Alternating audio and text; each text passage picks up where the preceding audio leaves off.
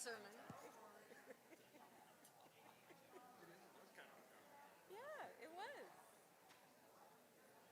We were talking about, the value of being so small. You know what? All religion, all philosophies, they're all trying to do the same thing. I know. How Sometimes I'd like old to be was all. Dr. Mills when he passed away? Who? Harold Mills. 100 and something. Because he was my parents' He was doctor. old. He was old. You know, I asked him what the secret to longevity was. You know what he said? No, Luck. well, I remember the movie they made on his That's wife. right. I thought that was at that event that I asked him. I'm like, what's the, he was 100 then. This was At years. least because my parents had passed away 30 years ago. So He might have been 105, I 106. think he might have been. And in that picture, he looked all of it. Was it just recent or? This year. Yeah, I know. Carol also, Carol Hyman. Shirley. I can't imagine they could have existed without each other. Okay, I think we're ready. All right, everyone, let's bring ourselves together.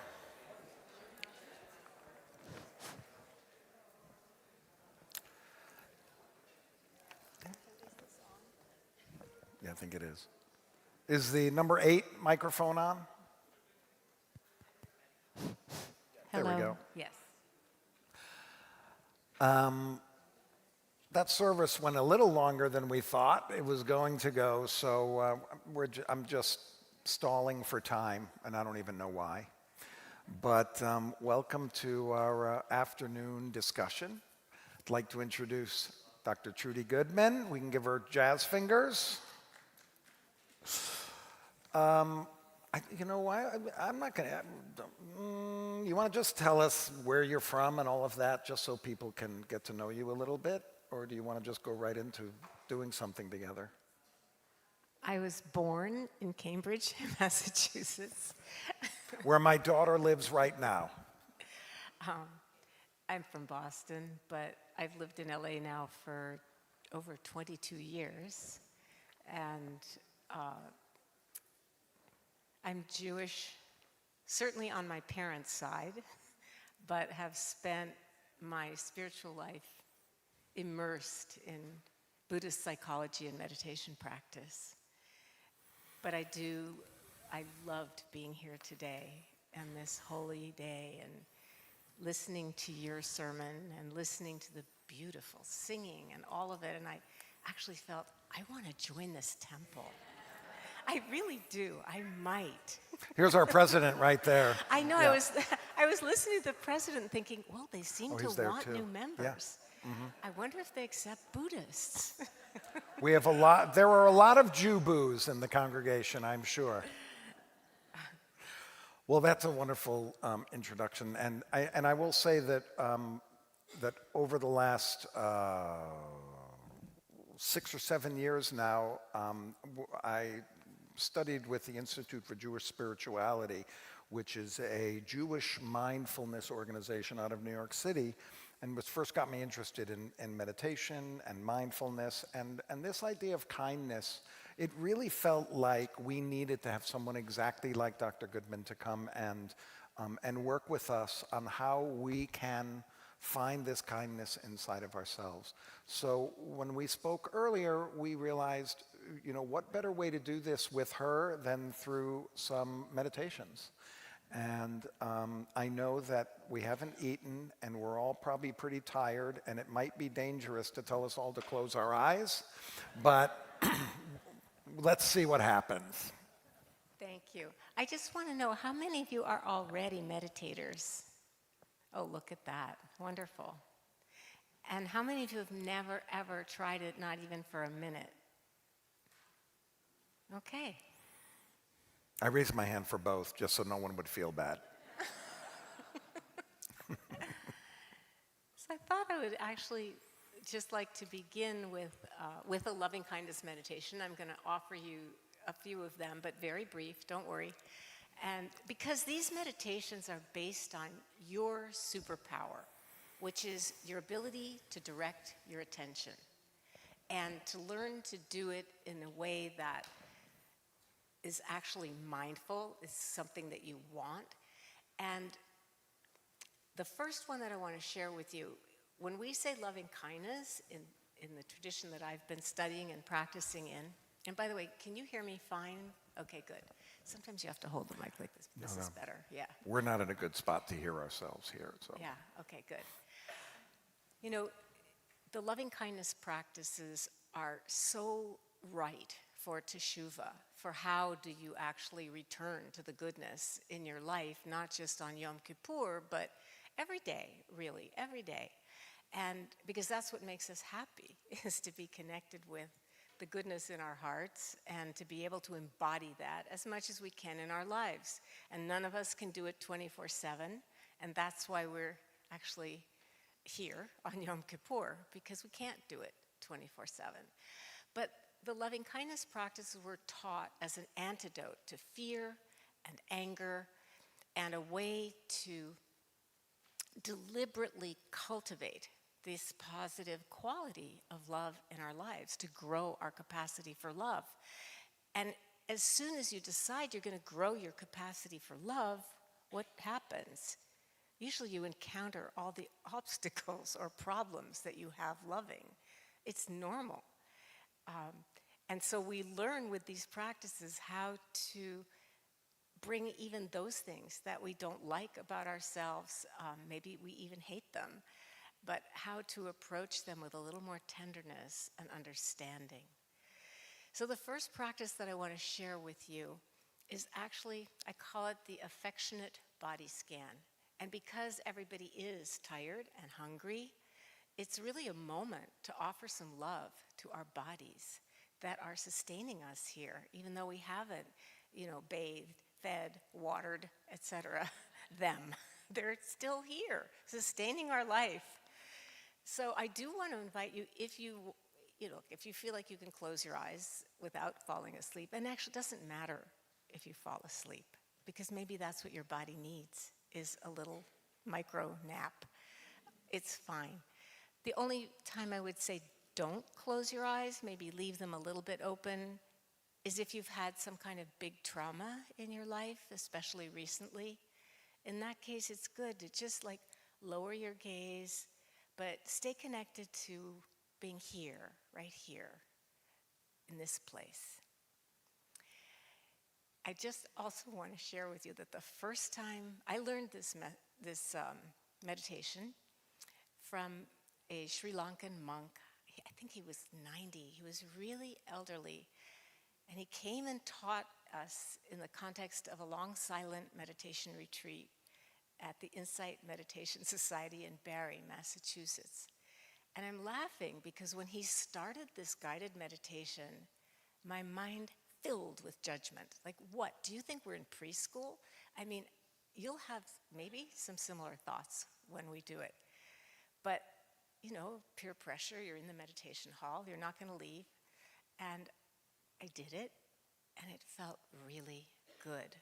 And I have taught this now to thousands of people, and they find it good and refreshing. We're going to do, a short version, really, not more than 10 minutes, but I don't have, thank you. I realize I don't have a watch. I use my phone, which is not here. I might be able to get my phone. No, just to see, just so I can see. Otherwise, I could go on for a half hour. Everybody will be asleep, and We can keep talking. I'm trying to find it. all right. Okay. Yeah. Thank you, Lauren. Oh, perfect. She's got it on clocks. Perfect. Yeah, that's great. Excuse me, my mouth is a little dry. Yours might be too, but you don't have to be up here talking. So just find a position that you can comfortably sit in for about 10 minutes. It's really important to be as comfortable as you can be.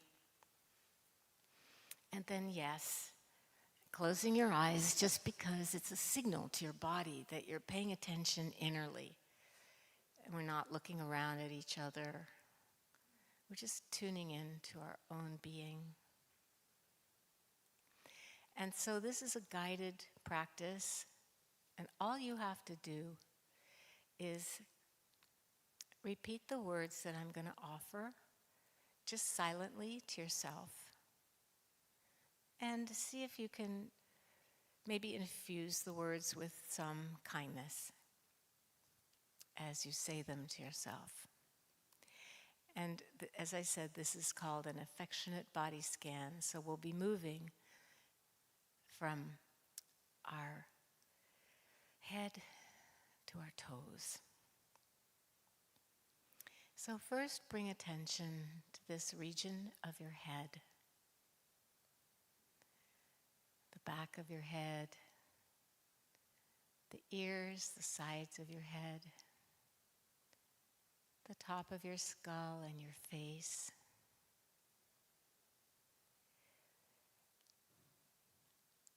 May my head be happy.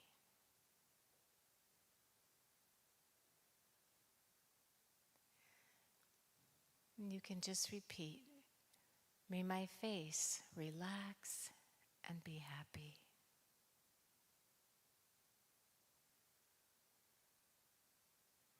And even if you have a headache or some other kind of discomfort or pain, you can always find some part of this region that is not in pain, even if it's just your hair. May my head be at ease.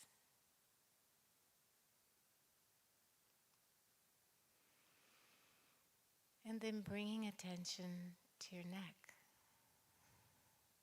the back of your neck, the sides, your throat. May my neck be happy. May my neck, which holds up my head, be relaxed and at ease.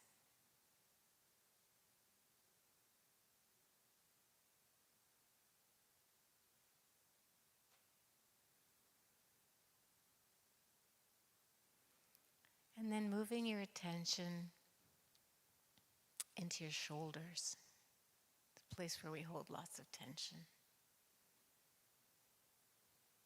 And again, just offering this kindness to your shoulders. May my shoulders relax and be happy.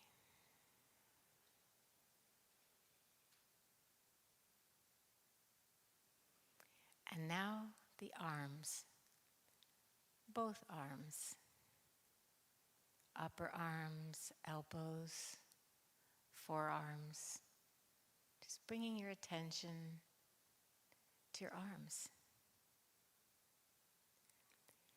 May my arms relax and be at ease.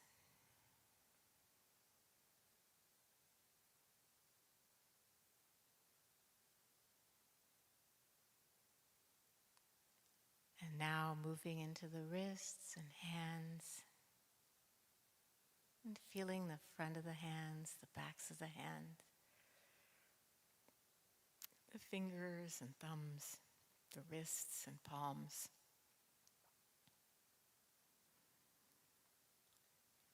May my hands relax and be happy.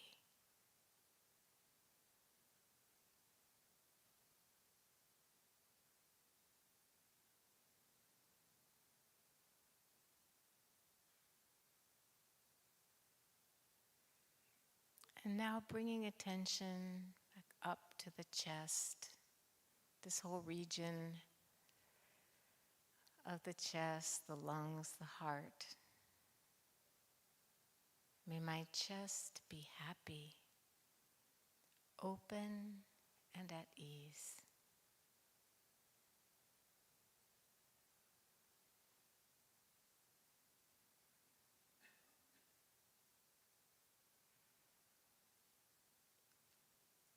And then the solar plexus and lower abdomen, the belly. the digestive organs and reproductive ones. May this whole area, this whole region of my belly be happy.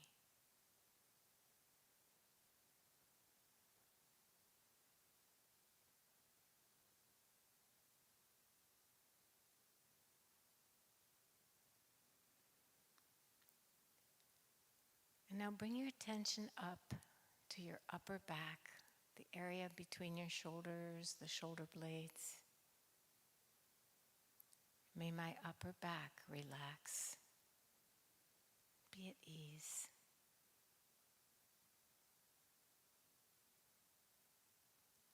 The middle back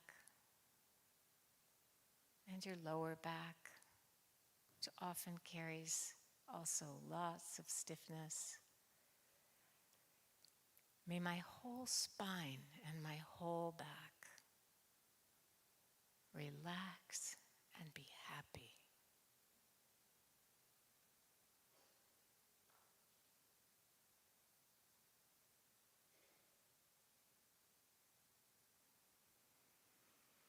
And now the area of hips and bottom.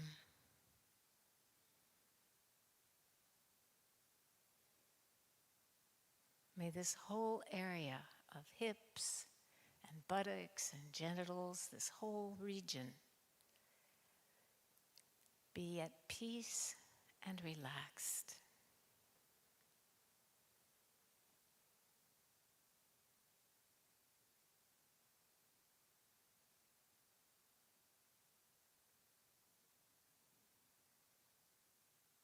And moving attention now into your thighs. May my thighs be free of judgment. May they relax and be at ease.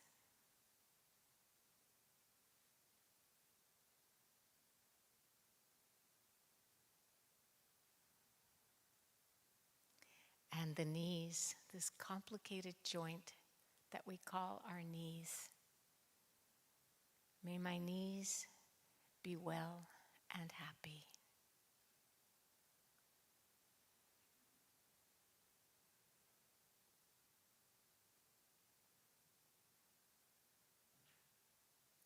The lower leg and the ankles, bringing your attention there. May my lower leg and ankles be happy.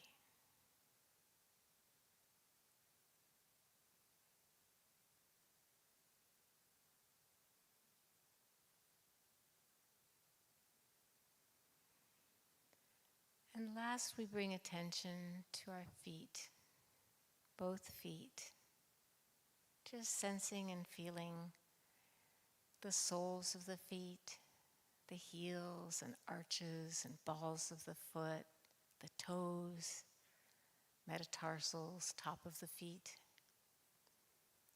These feet that carry us everywhere we need to go. We're offering some love now. May my feet be happy.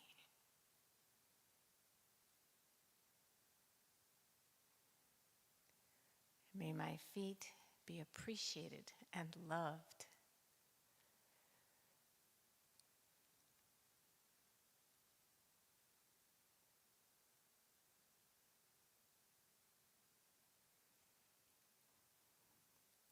And now sensing and feeling your whole body from head to toe. And offering this kindness to your body. May my body be well.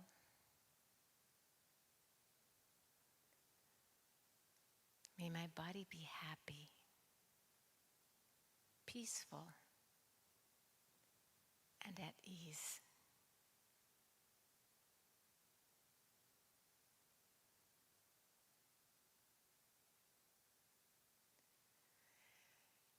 And then when you're ready, you can gently open your eyes if they've been closed. can wake up if you've been having a nap, or you can keep napping if you need to. It's fine. This is Liberty Hall right now. I'm just curious what that was like for you to do that. If anybody wants to say. It was nice. Thank you. Good. I'm glad. Anybody for whom? I do have a question. Oh, okay. I'll say anybody whom it There wasn't may have been nice? some people that raised their hand. It was one of the first times. I found my mind wandering. So you wanted me to concentrate on a certain part of my body, and all of a sudden my mind was on either another part of my body or it was on something that's happening later, or just it wandered and I had to bring it back. So, I don't know if anyone had that similar experience, but what advice would you give to people if their mind's wandering as you're bringing us through this, and what can we do to help ourselves? It's a great question. So if your mind was wandering, your mind was doing what minds do. The brain secretes thoughts the way the mouth secretes saliva. It's just the activity of our minds, and the untrained minds, if you haven't been directing your attention and practicing awareness of that, then it's going to wander, and it's not a problem, because the minute you noticed, like you noticed when your mind wandered, and that's a moment of mindfulness. You were aware, oh wow, I was just thinking about my hip, and she's talking about my face, but my hip hurts. Or did you see, but you saw it. And what you do, and this is how we train our attention, is you just come back. You come back to the place where you got lost in thought. And that, people think, oh, I can't really meditate. My mind is so busy. It's all over the place. I can never focus. I'm no good at this. I'm not doing it right. There's no wrong meditation except the one you don't do. Really, that's the only wrong one. And that sense of, I just can't focus. We bring awareness to that. That's the beautiful thing about awareness. It can hold it all. It can stretch and it can hold it all, including the feeling of failure or not being able to do it right. Those are feelings we've had usually since childhood, right? From school or whatever we had to do. And to just notice those and come back to the subject of your meditation, because that's the training. It's bringing the mind back. It's not being all still and perfect and present. The training is noticing when it wanders and coming back. Yeah, so is there anybody else? Anybody for whom it was not nice, or yes?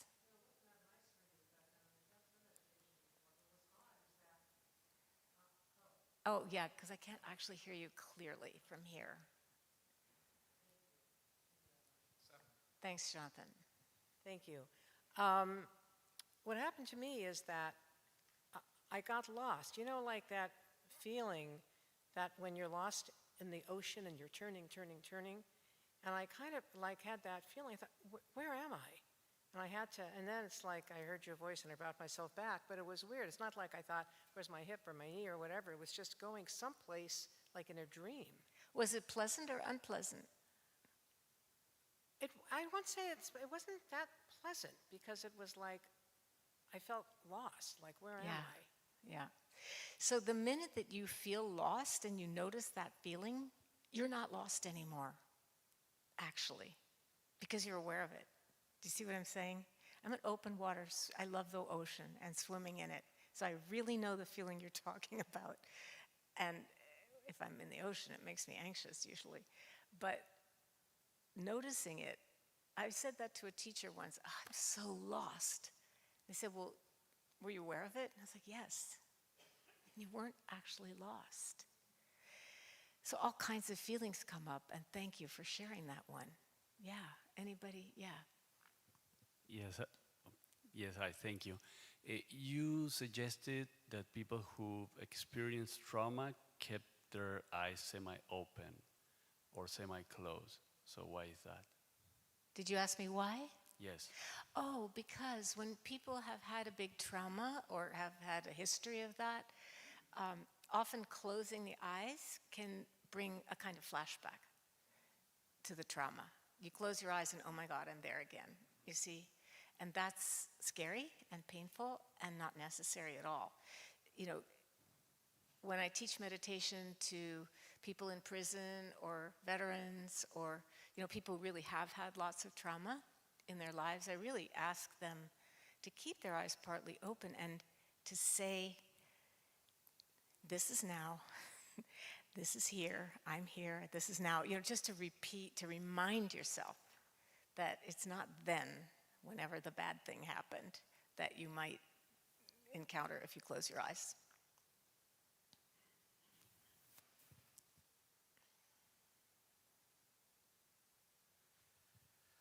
I noticed when you introduced this, you did not talk about breathing and No, I the didn't. role of, and can you say something about the role of breathing and learning to breathe in certain ways that enhance the meditational process and the meditational focusing? Yeah, so in the kind of meditation, mindfulness and insight meditation that I practice and teach, we do focus a lot on the breath. That's not the meditation I'm teaching today because the theme of today is chesed, kindness. So I'm teaching meditations to cultivate and strengthen that quality in our hearts. And I do want to say, I don't know about you, I never learned in school that by turning my attention in certain directions, I was strengthening qualities. Anyway, to come back to your question, using the breath in very specific ways is mostly a yoga practice and a practice they call pranayama. With meditation that I teach, we do let the breath flow in its own natural rhythm, but just kind of rest the attention with the movement of the breath and feel it in the body. The body is so grounding. Whenever you're lost at sea or feeling lost, just come back to the sensations in your body. Our body, at least right now, is here and alive. We don't know what's next, but that presence and aliveness physically can always be a good anchor, and the breath in the body is always a good anchor. Yeah, thank you. If I hold it down here, can you also hear me? Oh, great, okay. Okay, I found myself, I took 2 micro naps. Oh, good. Did I meditate? Wonderful. I said relax. You relaxed. You're a good So student. Can I say I meditated today? Or is sleep like... Tell us afterward. Tell us afterward. Once I got into the meditation, I just felt very, very light, like I was floating. That was the sensation I had. I was floating off the ground. Yeah, that sounds pleasant. It was pleasant. Good. It's like from him, when Harry met Sally, I'll have what he's having. Okay, there's one more person.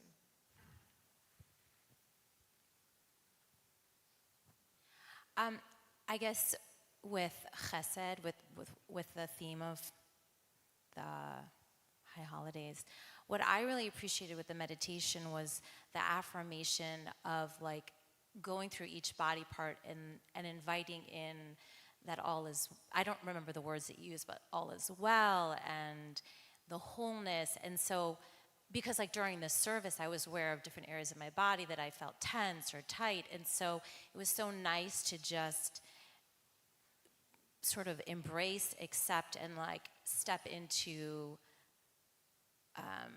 just the peace of what is, the loving. And so I loved that part of the meditation. Thank you. That's really the point, is to have a sense of appreciation and well-wishing for our bodies. We take them for granted, or we measure them and we weigh them and we judge them and we, instead of just inhabiting them and, sending love and appreciation. And I really do think it's healing to do that as well, that just bringing that kind attention to the different parts of our bodies and encouraging the relaxation, it's healing. So thank you all. Thank you for your willingness to try. So we started with this affectionate body scan meditation to get ourselves into a right frame of mind on this. And then we wanted to talk a little bit about teshuva, about repentance or returning, if that's the way you want to talk about it. But how can meditation, how can our mindfulness help with teshuva? And how could we talk about that in terms of the kind of work that we're doing here together? Yes. I feel like I don't even know how I could do teshuva without meditation, because meditation brings you close to your experience. That's the point. The point isn't to, breathe 10 conscious breaths in a row. The point is to be more intimate with yourself and get to know yourself in some other dimensions of your being than the everyday self, that the discursive mind that's always, I think of it like that tea called constant comment, There's just this constant comment trailing after us all day long. I like this, I don't like that, and if only this, and I hope that. It's a way, meditation, mindfulness, awareness, practicing loving kindness meditation, because you can say it's not a mindfulness meditation, but it is, because you notice what happened to you. Listen to all the different voices that shared just now, all the different things that people noticed and went through. That's awareness, that's mindfulness. So I feel like the active practice of awareness and of love, of loving kindness, it's a practice of intimacy. And that intimacy is really intimacy with all of who we are, but then we direct our attention to what is best about ourselves, what is most loving. And that way we return to really being connected to our true good hearts, because deep down, innately, our heart is clear and calm and sane and good. It just gets covered over with all our conditioning and mishigas and traumas and all the things we've been through in our life. So I feel like being aware this way of our thoughts and actions, it's just a kind of intimacy or closeness that brings us closer to our hearts. And when I talk about returning to the subject of meditation, that sounds kind of dry, but I'm really talking about returning to our hearts, returning to being close and intimate with who we are. And in that act of return, that's meditation, whether you think of it that way or not. It really is. So I feel like that training of loving ourselves, all of who we are, even the parts that we consider eminently unlovable, and maybe we don't have to love them, like you were saying about the really people who've done horrible things in the world. We don't have to love them, but maybe we can wish them to be free from hatred and confusion and ignorance. And maybe we can free our hearts from states of ill will and resentment and revenge fantasies and grudges and all of that. That's why we practice these things, so that we can return to love, return to who we most want to be in this life, really. There was one of the prayers, it talked about, why should my children revere me? I loved that. I never thought of that. We need to be somebody, right, that our kids and grandkids can respect and admire. And the other thing about teshuva is that I think it returns us, at least the way I'm conceiving of it, and I haven't studied Jewish lore very much, but I feel like it actually connects us to this heart that is way bigger than who we habitually think we are. It's way bigger, and it includes the world too, includes other people, the people we know and love and care about, and all the others. And how we treat ourselves, whether with kindness or harsh criticism, affects how we treat others. It's almost axiomatic that the way we hold and treat ourselves is going to be the way we hold and treat other people we're in relationship with.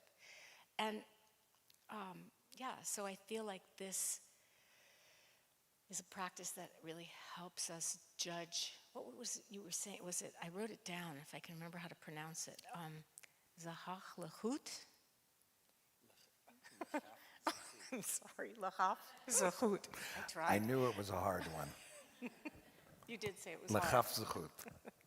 I was really listening to you and really thinking, making these connections while I was listening to you and thinking, all these spiritual traditions, they value the same things ultimately in the end, although the practices and theories and everything may be very different. But in the end, isn't it all about love Yep. and our hearts and each other and our world? So perhaps we could do a loving kindness meditation for ourselves, and maybe that's the place we need to begin. Thank you. God, I love this. I could talk forever. I'm so sorry. It's just, I have so much passion for this. So we're going to do a loving kindness now for ourselves. Again, just sit really comfortably. It may be another nap opportunity. That's fine. That may, as I said, that may be the loving thing that yourself needs right now, just to check out for a few minutes. So this is a very particular kind of loving kindness meditation, and we begin with ourselves, and then we go out to different categories of beings in the classic way. We begin with someone who's easy to love, may not be yourself, but it might be a mentor or somebody who's really been good to you in this life. You start with somebody who's easy to love, then you offer to yourself, to a friend, then to somebody that you don't even know.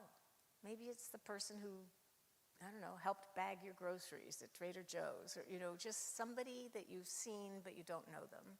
It's a little harder to love them. Then the difficult people, the people who really aggravate you and annoy you. And again, the point isn't to fall in love with them necessarily, although if you do it long enough, you will.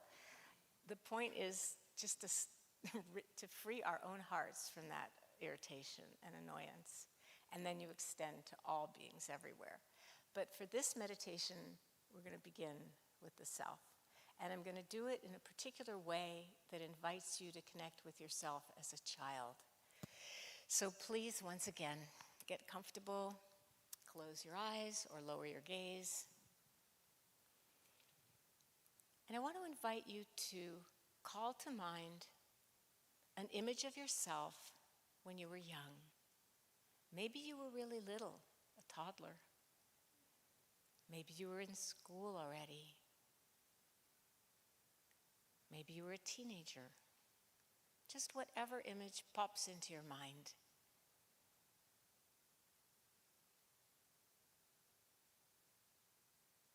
Maybe it's from a photo that you've seen.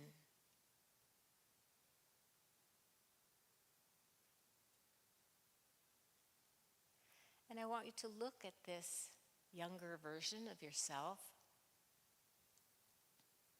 and just notice what your hair is like, what you're wearing.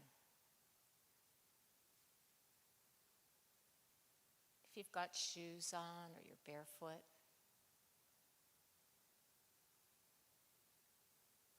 And notice where you are, the scene around you.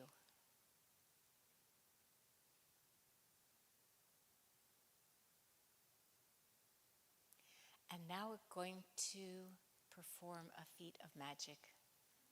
Step into that picture. And it's going to come alive.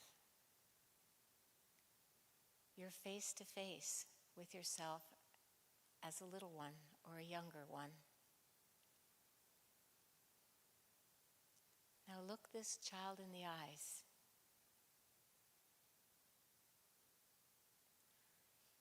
And introduce yourself. You say, I'm you. I grew up to be, you grew up to be me. And that's a good thing.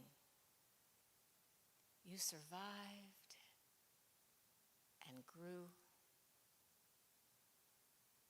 and you got to be me, a grown-up.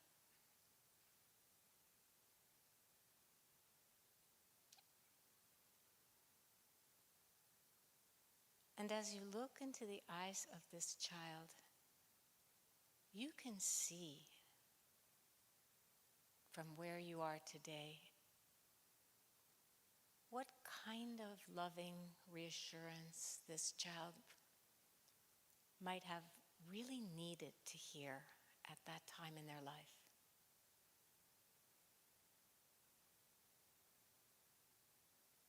What kind of encouragement or love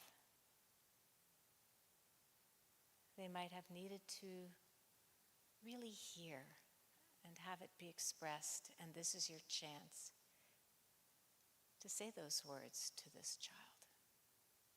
And if you find your mind wandering, just come back. It's really simple. Back into the presence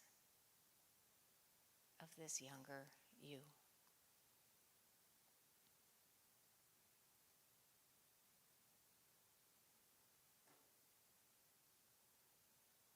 If it's a little one, you can maybe have them on your lap.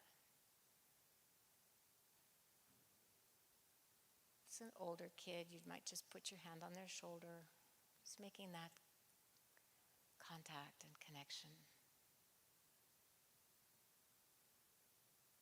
While you say something that they'd like to hear.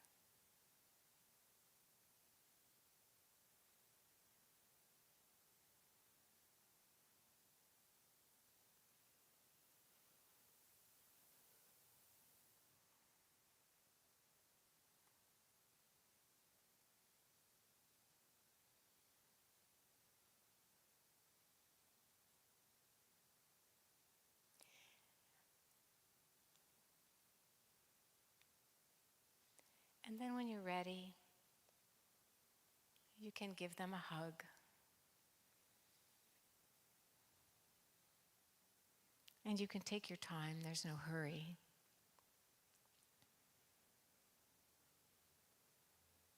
But you can just give them a hug.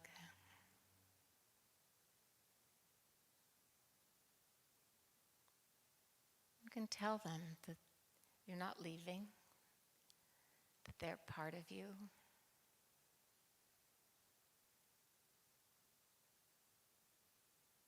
That you'll always be together.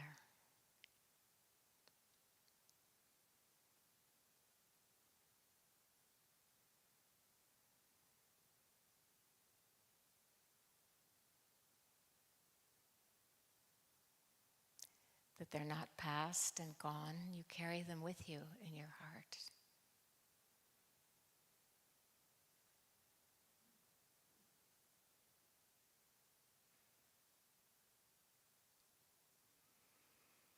And then when you feel like it, you can give them a goodbye hug. And as you hug them, or have your arm around their shoulders if they're older, just imagine that they are melting into your heart.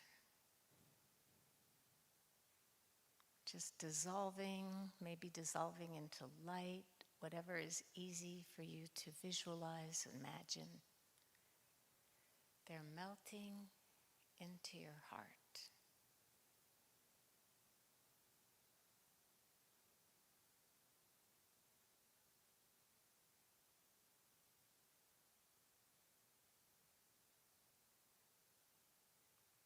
And then let the whole scene, the backdrop, also just kind of dissolve and melt into your heart.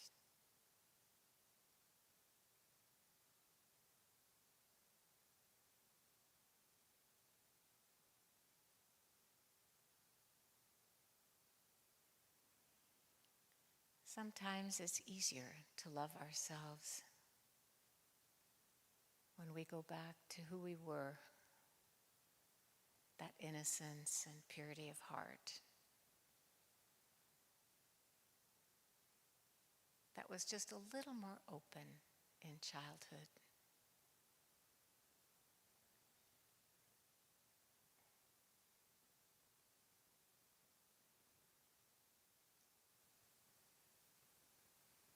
And again, when you're ready,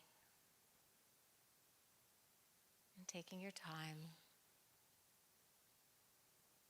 Just gently opening your eyes.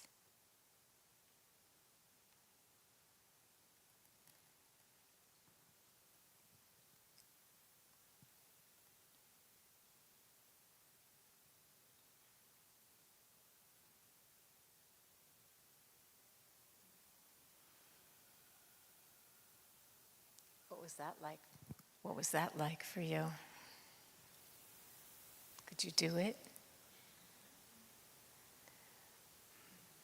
I mean, we usually do take a little more time with these, but this gives you a taste of what's possible, some different ways to offer kindness, loving kindness to yourself.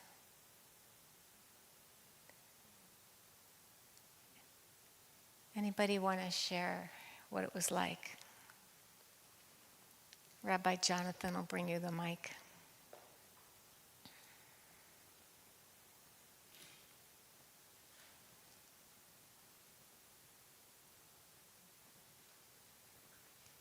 Thanks, and I just want to thank you, Trudy, so much for being here. It's so nice to meditate with you again. I find that the loving kindness meditations around myself as a child very difficult because you're in this dialogue with what your story is about the child that you're looking at, or your story is about the aftermath of that, you know, and you're saying meet each other. Like, I'm not sure, do they want to meet each other? I don't know if I want to meet that moment in time, the one that came to my head.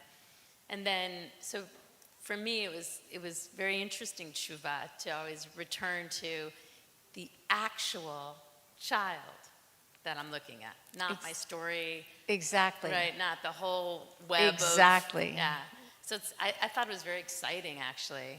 And I had to really stay still and really just stay looking at the child's face and not the environment or, Yeah. again, my current Yeah, thank you. That's beautiful. And you know, it's a healing meditation that you can actually do for different ages. You can grow yourself up again in love, especially if you didn't grow up in love, which unfortunately many people don't. You know, our parents grew up the way they grew up and all that. If it's suffering, it just cascades down the generations. So, yeah, thank you. Thank you so much. That was beautiful. And I'm quite altered in my hunger and in my fatigue, but I visited myself at a couple different moments. And I've done a lot of work with little Lauren. But in this moment, I felt more galvanized to be my most authentic, badass, beautiful, alive self. And as someone who has a prayer for a family and a child and doesn't have that yet, maybe will one day, who knows? But I'm very aware in this moment that I am still stewarding life. Yes. And that Yes. it's our life that should make us feel better, right? Yes. Like that I'm aware and I've been thinking a lot into how new life can inspire that. Yes. But it's time is an illusion, collapsing on itself all the time. And it was just such a beautiful experience for me to feel that I want to be all that I can be for her, for me. Thank you. Thank you. Thank you, Lauren. Pass the mic. I hope everyone heard that she's single and looking. That's why you said that, right? And I'll testify, she's a beautiful being. Let's make shidduch today. Inside and outside, beauty. Thank you. One of the things that I just wanted to share was my practice in my daily life is whenever I find myself irritated, anxious, upset, I work to train myself to know that that is my little asking for my attention. That irritation that's happening to me right now as an adult is a part of me that didn't get the nurturing that he needed in that moment. And that every moment of anxiety is an opportunity for me to go back and be the adult that that little boy needed. And so I just want to say thank you for introducing this. I imagine that might be new for a lot of people here, and I want to share that's the most profound practice for me in my life and my transformation. Wow, thank you. Thank you for telling that. Inspires everybody.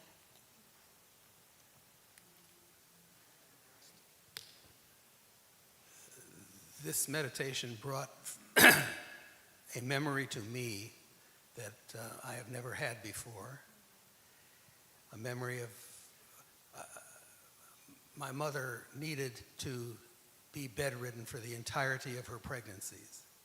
So as soon as she knew that she was pregnant, she took to the bed. She had 4 miscarriages before me. And I have never had this memory before, and it's deeply meaningful because I remembered coming home from school as a kindergartner or a first grader, coming up the stairs, sitting on my mother's bed, Yes. telling her my experiences during the day, listening to her, and this was a 7 or 8 month experience Yes. with my sister, and then 2 years later with my brother.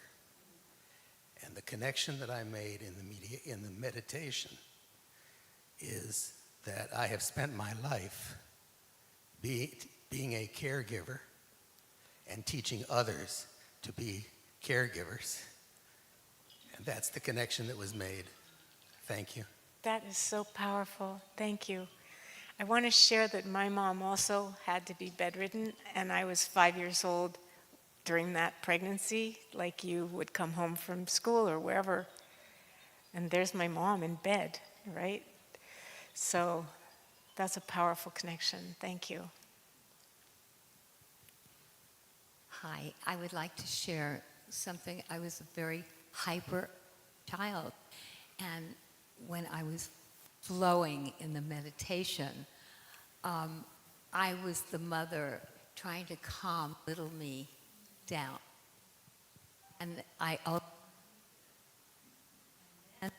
transformed into being with my mom the last days of her life. And the loving and the hugging and the holding was so beautiful. Thank you. Thank you.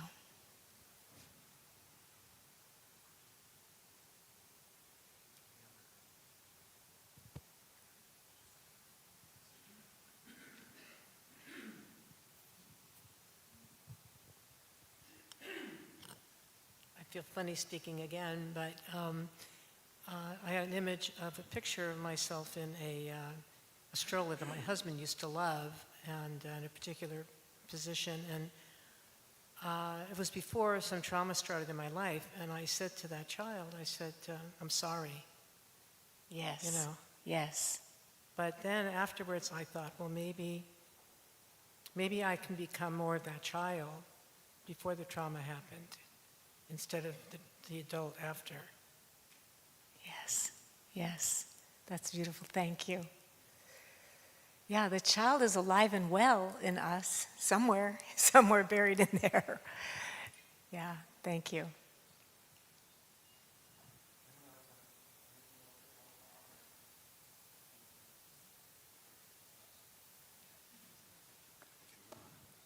We can move on to the next section. Do we have more time? Okay, okay. I think we have more time for one more meditation, and maybe we can move to kind of what we had been talking about in terms of what kind of the meta message and what we can take away from here.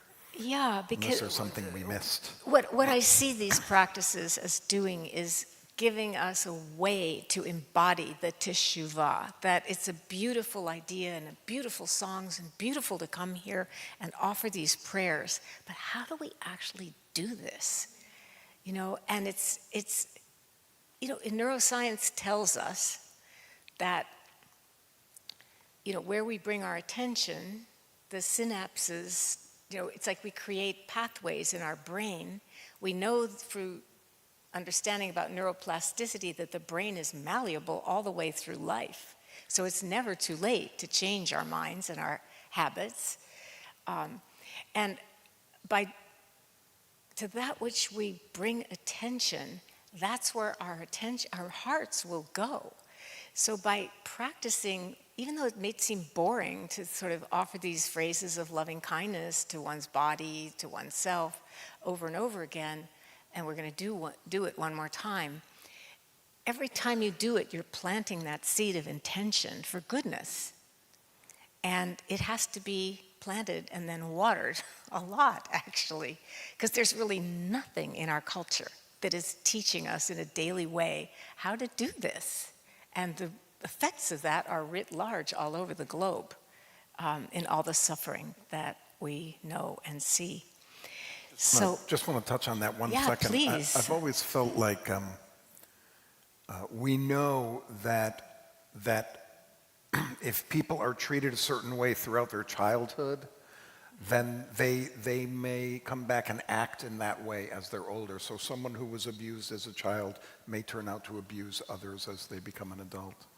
And it always occurred to me that the things that are said to us as children really stick with us. Oh, yes. And that if people have been speaking negatively towards us our entire lives, then that's the impression we have, is that we are bad or we're negative or whatever it is that's been said to us. that's the voice we're hearing Right. in our heads. So I kind of thought of it like that when we're saying beautiful things to ourselves, to be kind, to be soft, to be all of these things. Actually, Farhad was talking about how he reminds himself this week to be these things, that it doesn't matter if it's someone else saying them to you. If you're saying it to yourself, it's just as effective as if someone else is saying it. Yeah, that's the healing part. You may have never heard it, And I mean, I've worked with people who cry the first time they offer loving kindness to themselves. It's just completely radical, and they never heard it. And yeah. And no matter how loud those voices are, and honestly, working with thousands of people, I've been doing these practices for literally 50 years and teaching them for more than half of that. So if there's one common thread that I see in everybody, it's being hard on ourselves. People are so hard on themselves. And then naturally we're judgmental and hard on other people too. We're holding ourselves to probably some impossible standards of perfection. So this is also a way to just relax into who we are and appreciate our life just as it is. And so I'm going to lead a meditation like that, where I'm going to skip the categories in the interest of time and go to wishing this for all beings everywhere without exception, remembering that all beings includes us. We are a being, and we are included in this circle of care and kindness and compassion. So one more? Okay. Make yourselves comfortable. And yeah, for some of you, this might be the nap time. And I really don't discourage that, especially today. This is a time of low energy on a good day when we're eating normally, late afternoon. So here I'm going to offer some phrases. And all you need to do is listen and then repeat them to yourself. See if you can mean it, too, when you say it to yourself. And maybe even say it with a little bit of tenderness or caring in your inner voice.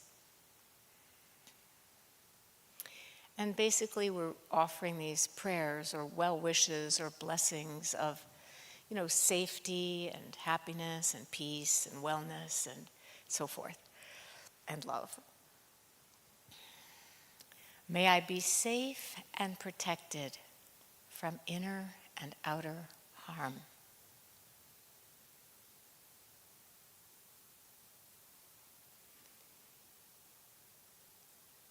be safe and protected from inner and outer harm.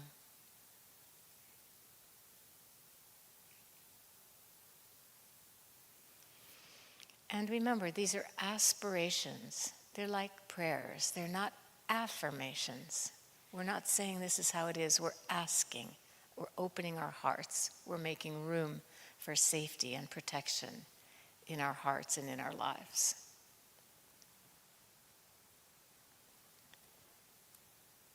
May I live with the ease of an open heart.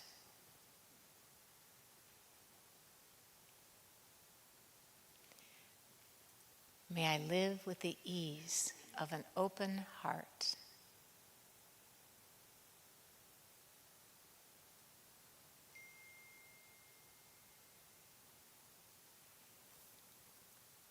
May I be truly happy and deeply peaceful.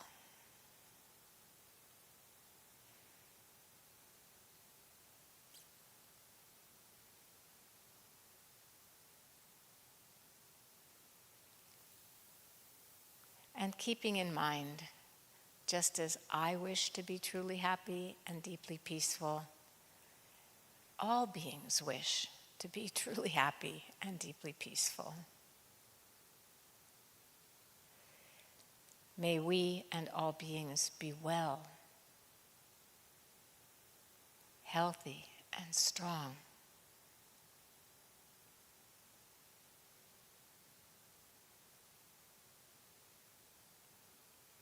And if that's not possible,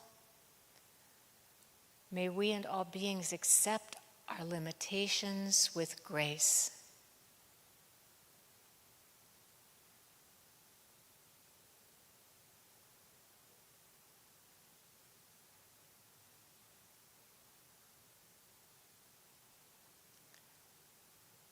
May our hearts be steady through the ups and downs of life. May our hearts be steady through the ups and downs of life.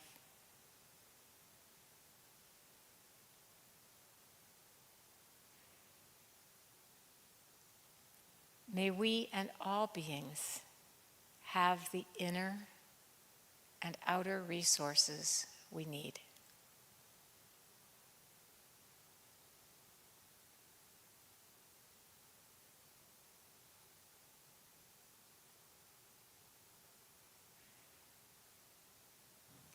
May we and all beings appreciate our life just as it is.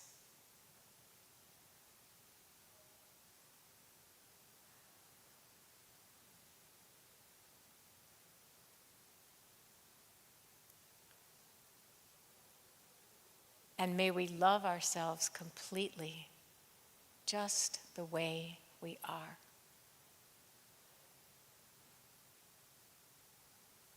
And if that's too steep, you can just say, may we accept ourselves completely, just the way we are.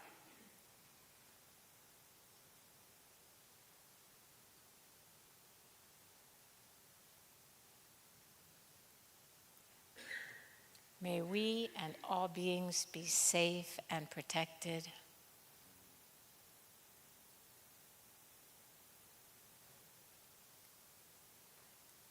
May we and all beings live with open hearts.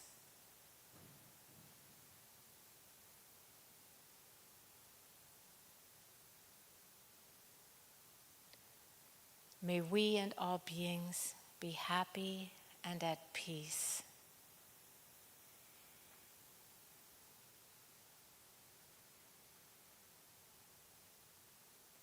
May we and all beings be well.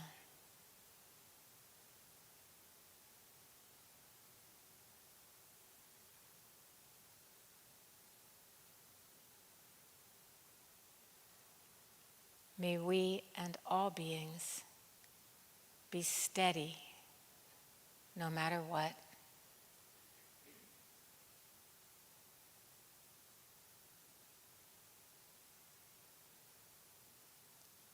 May we and all beings have what we need.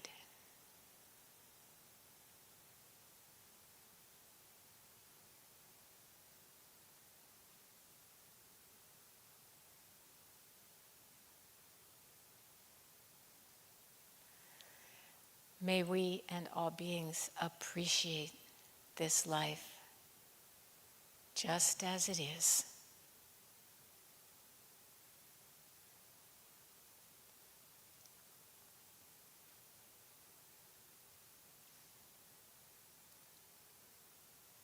And may we and all beings appreciate ourselves,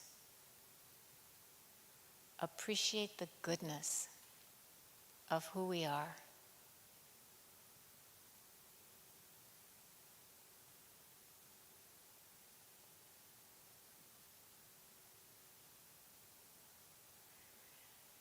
And may we love or accept, love and accept ourselves completely, just as we are.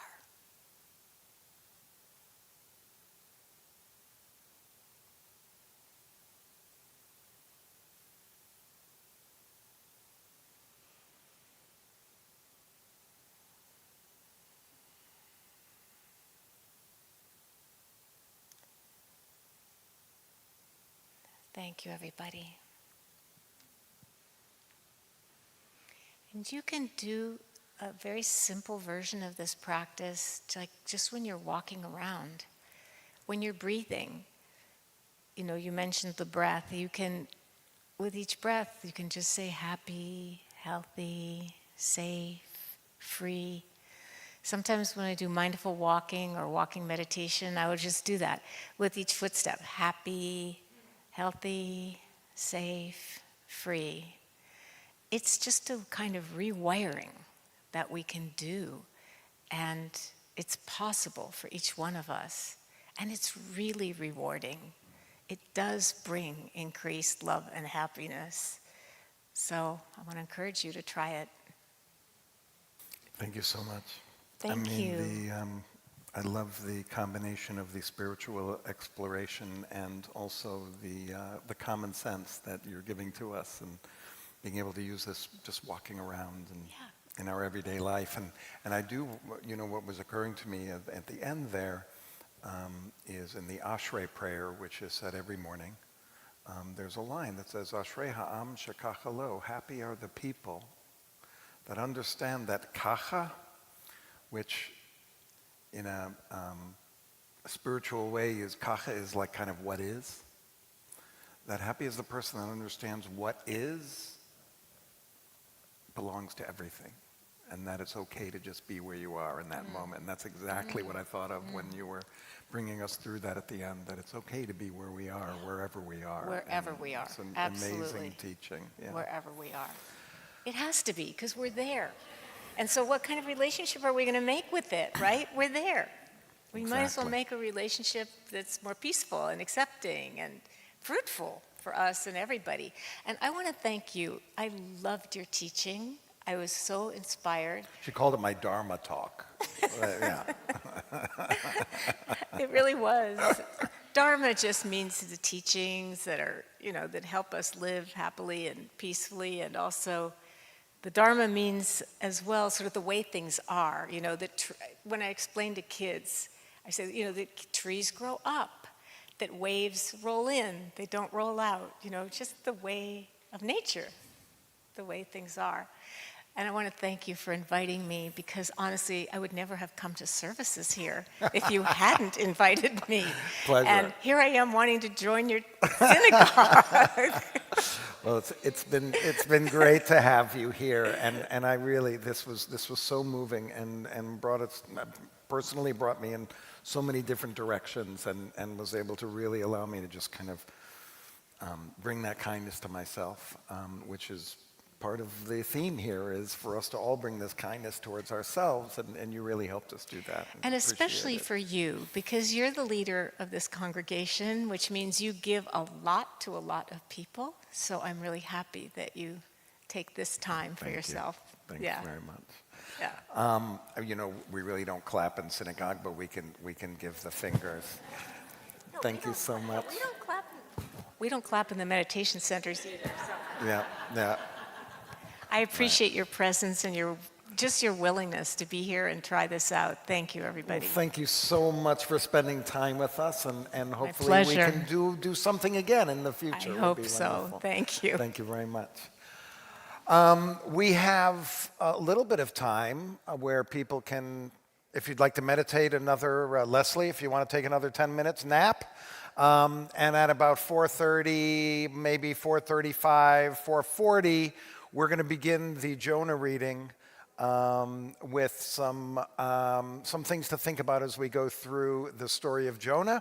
By the way, I don't know if you know this, but that is the traditional reading on Yom Kippur afternoon, is to hear the book of Jonah read. We're not going to read it exactly from the book. Ours is more of a kind of spoken word poem. But please join us in about 15 minutes. We'll start that, and please stay. They took your mic off? You took her mic off. She was going to say something. I just wanted to say, I have heard this spoken word poem. The mic's on now. Okay, I have heard this spoken word. I haven't heard it. I have read this spoken word poem that Jonathan sent me, and I strongly encourage you to come back because it's deep, it's profound, and beautiful.